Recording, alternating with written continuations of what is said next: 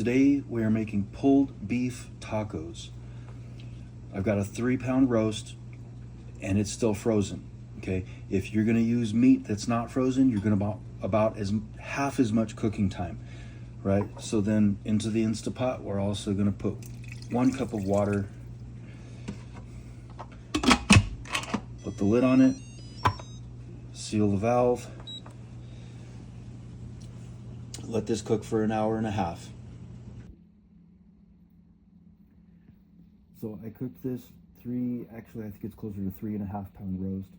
I cooked it in the Instapot for an hour and a half. So it takes about a half an hour for it to get up to pressure, then it cooked for an hour and a half, then it took about a half an hour for the natural pressure release. So now I've pulled it out, and now we're just gonna kind of just use a fork and just shred this whole thing. Just keep doing like this until the whole roast is just shredded.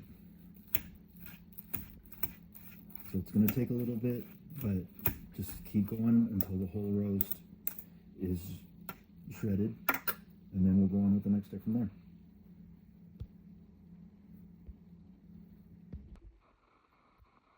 So now that all the beef is shredded, I'm going to put it into this big pot.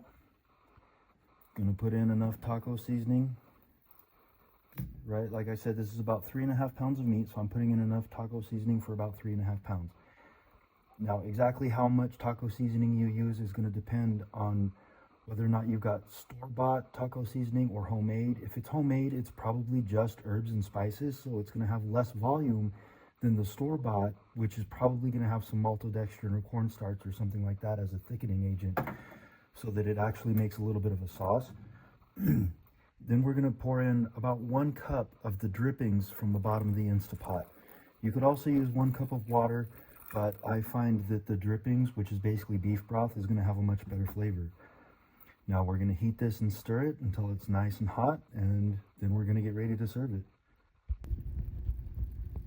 Yeah, look at that. Doesn't that look good?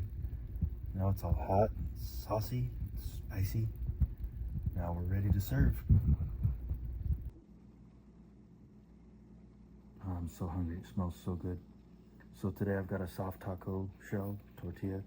You could also use crunchy taco shells, or if you want to be low carb, you could just make a taco salad. So I'm going to throw on some lettuce, some cheese, lots of cheese. I like a lot of cheese. Gonna put some salsa in there.